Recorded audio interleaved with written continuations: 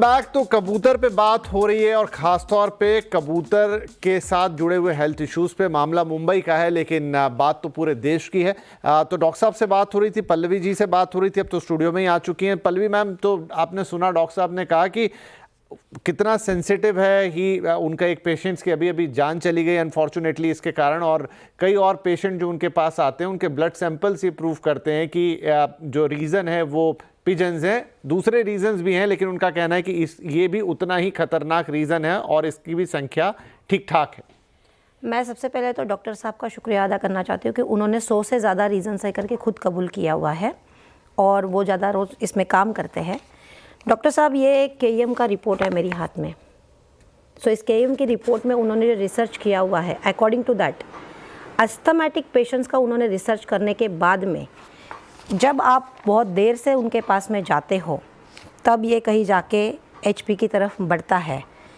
और अस्थमा के रीज़न्स आप खुद जानते हो, जैसे उन्होंने इसमें बताए हुए हैं अपने हिसाब से, एयर पोल्यूशन से लेके। फिर ये कबूतरों को या कबूतर खानों को बेवजह टारगेट किया जा रहा है। जी डॉक्टर साहब, अब जैसे बता रहे हैं कि उन्होंने कुछ स्टडीज़ किए हुए हैं और उनके पास में इतने पेशेंट्स आए हुए हैं, जैसे एक 35 ईयर्स का भी उन्होंने कुछ एग्जाम्पल दिया हुआ है। ऐसे बहुत सारे एग्जाम्पल्स ये बाकी के जो बता रहे हैं, मशरूम वगैरह जैसे हम नहीं पकड़ सकते, बट एयर कंडीशन से लेके बाकी सारी जो चीज़ें हैं। डॉक्टर साहब, जो हमने घर में पिलो यूज़ करते हैं उसके अंदर जो फेदर्स रहते हैं, क्या ये उसका भी एक कारण हो सकता है? देखिए पल्लवी जी, अभी जो मेन सेंसिटिव इश्यू है वो पिजन्स का है। सारी चीज़ें हैं, हम फार्मर्स को कोशिश करते हैं अवेयर करने का कि वो बैगेसी या भूसी का इस्तेमाल ड्राई करके करें। बाकी इश्यूज हैं, मैं बिल्कुल आपसे एग्री हो रहा हूं, पर please try to understand this problem in a urban space is very very prevalent. I can't have any confusion about it. अभी भी मेरे ICU में 2-3 पेशेंट हैं जो स्ट्रगल कर रहे हैं, जो ऑक्सीजन पे हैं एंड दे आर HP। हमारे लिए आजकल इसका डायग्नोसिस करना कोई बहुत डिफिकल्ट नहीं है। देखिए, इस पे बहस करें, आर्टिकल देखें तो हजारों आर्टिकल आपको HP पे मिल जाएंगे।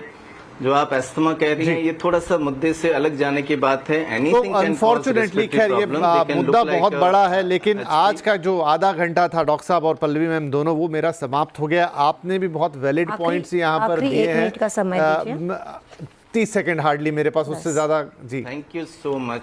ये जो पेज है, मेरा सिर्फ ये कहना सर, ये बहुत बड़ी प्रॉब्लम है देश में और ये हम सबके घर। ठीक है मैम, आपके पास भी एक रिपोर्ट है और डॉक्टर साहब भी मतलब वो अपने अनुभव से एक बात कह रहे हैं। लेकिन देखिए, दोनों चीजें हैं, ये जो प्राणी हैं, पक्षी हैं, पशु हैं, ये सब हमारे इकोसिस्टम का हिस्सा है। कुत्तों को लेकर इन दिनों इतनी बात होती है, पेट डॉग्स को लेकर इतना है, मामले कोर्ट तक पहुंच रहे हैं। पिजन्स वाला एक मामला जो अभी अभी उठकर आया सामने, लेकिन उसका अपना एक हेल्थ कनेक्ट है, उसका एक अपना सोशल कनेक्ट है। अब उसके बीच में हम लाइन कहाँ ड्रॉ करेंगे, ये अभी फिलहाल इस आधे घंटे की बातचीत से तो निकालना मुश्किल है। आप दोनों को हम दोबारा आमंत्रित नहीं, वो बिल्कुल नहीं, बिल्कुल अभी हम उस चीज़ पे जा ही नहीं रहे। उसके सिर्फ एक हेल्थ पॉइंट पे उसके लिए अल्टरनेटिव कुछ इंतजाम किए जा सकते हैं, कहीं और फीडिंग प्लेसेस बनाए जा सकते हैं, वो डिफरेंट चीज़ है जिससे डील किया जा सकता है। लेकिन जहाँ तक हेल्थ की बात है, कोर्ट भी कह रहा है कि ह्यूमन हेल्थ को आप पहली प्रायोरिटी देंगे। डेफिनेटली आप पक्षियों का, पशुओं का, उनका भी ध्यान रखेंगे, लेकिन उसके लिए आपके पास एक अलग व्यवस्था मौजूद होनी चाहिए। फिलहाल आप सभी का शुक्रिया अदा करेंगे और जरूरत पड़ती है तो दोबारा हम फिर मिलकर बैठेंगे, उस चर्चा को आगे बढ़ाएंगे। नमस्कार।